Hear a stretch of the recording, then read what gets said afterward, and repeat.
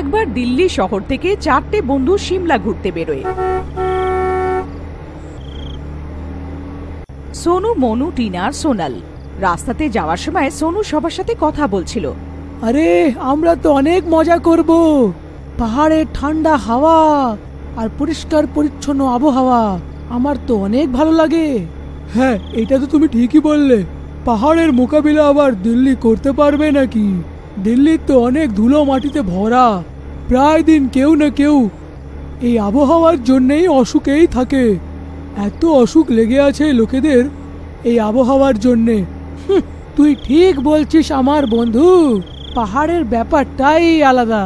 কিন্তু আমি একটা কথা শুনেছি, পাহাড়ি জায়গায় ভূত প্রেতের বাস আছে। পাহাড়ি রাস্তার জন্যেই প্রায় দিন অনেকই অ্যাক্সিডেন্ট হতেই থাকে, আর মানুষের মৃত্যুর পর ওদের আত্মা পাহাড়ে ঘুরতেই থাকে। ঠিক বললে সোনু, আমি এইটাই বিশ্বাস করি, ভূত প্রেত সত্যিকারের হয়।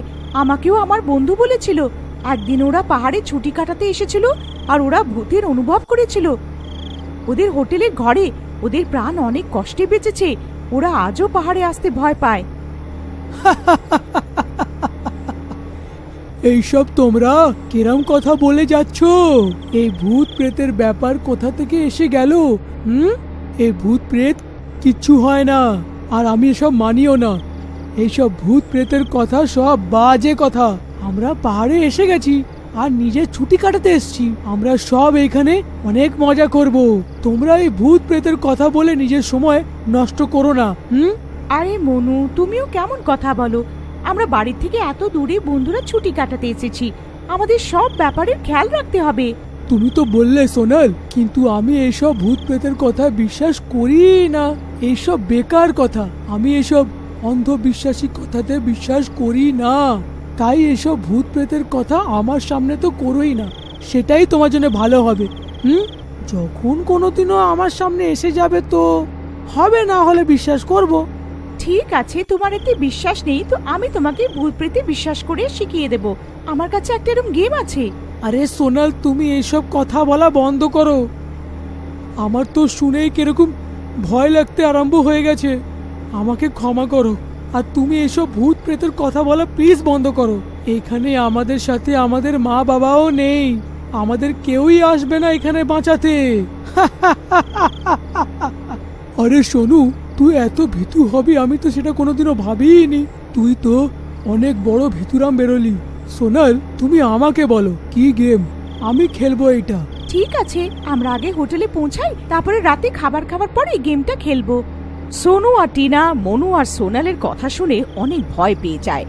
দেখতে দেখতে ওরা 4জন বন্ধুরা নিজেদের ঠিকানায় হোটেলে পৌঁছে যায়। আরে হোটেল এসে গেছে আর আমরা অনেক ক্লান্তও হয়ে গেছি। চলো সবাই তাড়াতাড়ি জিনিস নামাই আর খাবার দাবার খেয়ে একটু বিশ্রাম করি।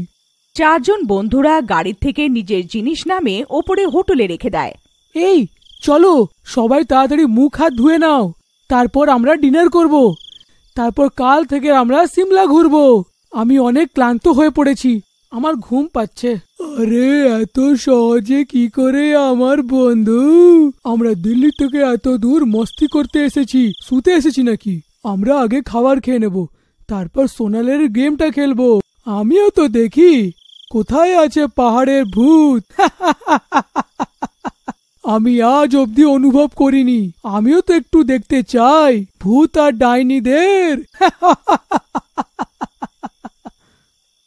মনুর কথা শুনে টিনা অনেক ঘাবড়ে যায়।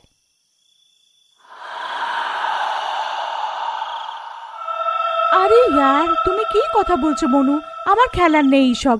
আমার ভূত প্রেতদের অনেক ভয় করে। যদি ভুল করে কিছু অঘটন হয়ে গেল না, তো আমাদের সবার প্রাণ বিপদে পড়ে যাবে। না আমার এই গেম খেলার আছে, আর না আমি তোমাদের মধ্যে কাউকে এই গেম খেলতে দেব। আরে টিনা, এই মনুর এইসব মজা লাগছে। আজ একে ওই চার্লি চার্লি গেম খেলিয়ে ভূতেদের উপরে বিশ্বাস পাইয়েই দেওয়া হোক।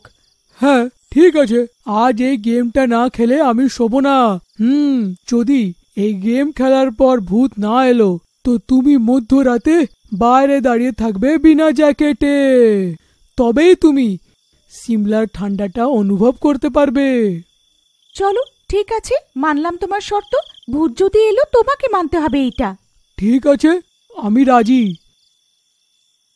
সোনাল আর মনুর মধ্যে একটা শর্ত লেগে যায়। টিনা আর সোনুর মধ্যে দুজনকে থামানোর চেষ্টা করে, কিন্তু কেউ কথা শোনে না। ঠিক আছে তো মনু, তুমি আজ রাত পেট ভরে খাবার খেয়ে নাও। কে জানে আজ রাতে তোমার এটাই শেষ খাবার হবে। হ্যাঁ হ্যাঁ ঠিক আছে, সে তো জানা পড়েই যাবে। চারজন বন্ধুরা ডিনার করে গেম খেলতে বসে পড়ে। ওরা একটা পেপারে ক্রস এঁকে চার্লি চার্লি লিখে বানিয়ে দেয়, আর ক্রসের চারিদিকে ইয়েস নো লিখে দেয়। মনু, এই দেখো অনেক হলো তোমার মজা মশকরা। এখন আমরা এই গেম খেলা আরম্ভ করব। গেম আরম্ভ হতেই আত্মারা এই ঘরে হলে আসবে।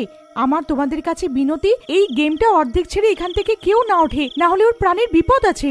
সোনাল, তুমি এইসব ভয় পাওয়ানো বন্ধ করো আর গেমটা আরম্ভ করো। সোনাল মনুর এই কথা শুনে অনেক রেগে যায় আর গেম আরম্ভ করে দেয়। চার্লি চার্লি চার্লি চার্লি, তুমি কি এখানে? কাগজে রাখা পেন্সিল ঘোরে না।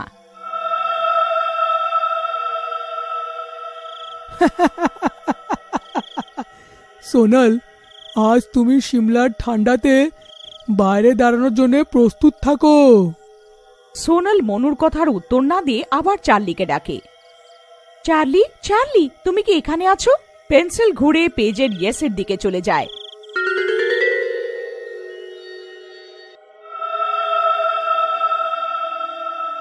পেন্সিলকে ঘুরতে দেখে টিনা আর সোনু ঘাবড়ে যায়। তাও মনু পেন্সিলের ঘোড়া তাকে ঠাট্টায় নেয়, আর ওর পেন্সিলটা ঘোড়াটা সোনালের কোনো জাদু মনে হয়।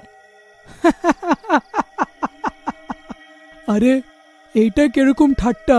কোনো আত্মা নেই এই ঘরে। সোনাল, এটা তোমারই কোনো জাদু। তুমি এইখানে আমাদের পাগল করো না। আমি পাগল নই। আমি ঠাট্টা করছি না মনু, সব জিনিসটা হালকাভাবে নিও না। এখানে সত্যি আত্মা আছে। আর যদি তোমার এইসব কথা মজা মনে হচ্ছে তো পরে বলো না যে তোমার সাথে কোনো অঘটন হয়ে গেছে। ওহো, একবার পেন্সিল ঘুরলে কি হয়ে যায়? আমি তো তখনই মানবো যখন আমরা এক এক করে চার্লিকে প্রশ্ন জিজ্ঞাসা করব। ঠিক আছে, তোমরা সবাই চার্লিকে প্রশ্ন করো, কিন্তু ব্যাস এটা মাথায় রেখে যতক্ষণ না আমি বলছি তোমাদের মধ্যে কেউ এখান থেকে উঠবে না, যাই হোক না কেন। ঠিক আছে সোনাল, আমাদের মধ্যে কেউ উঠবে না। আরে আগে একটু দেখি তো যে চার্লি জবাব দেয় কি না। ঠিক আছে, তোমরা সবাই এক এক করে চার্লিকে প্রশ্ন জিজ্ঞেস করো। চার্লি চার্লি চার্লি চার্লি, আমি কি এইবার পরীক্ষায় ভালো নম্বর নিয়ে পাশ হব? টিনার প্রশ্ন জিজ্ঞেস করতেই পেন্সিল ইয়েসে ঘুরে যায়। তারপর আসে সোনুর পালা। চার্লি চার্লি, আমি কি বড় হয়ে অনেক টাকা কামাবো? পেন্সিল নড়ে না। সোনু আবার এই প্রশ্ন করে।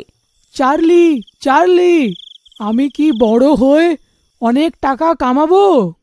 পেন্সিল ঘোড়া আরম্ভ করে দেয় আর ইয়েসে এসে আটকায়।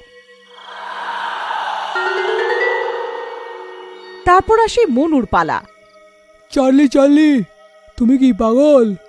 মনুর প্রশ্ন শোনার পর পেন্সিল ঘোরে না। ঘর নিস্তব্ধ। মনু আবার জিজ্ঞেস করে, চার্লি চার্লি, তুমি কি পাগল? পেন্সিল আবার ঘোরে না।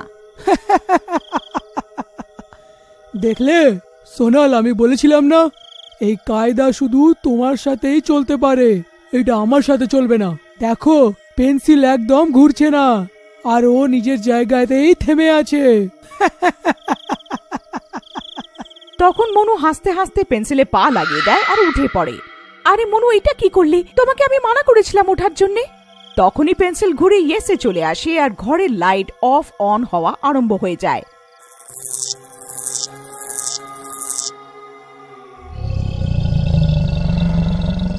আরে মা গো, বাঁচিয়ে নাও! আরে মরে গেলাম রে, পালাও রে!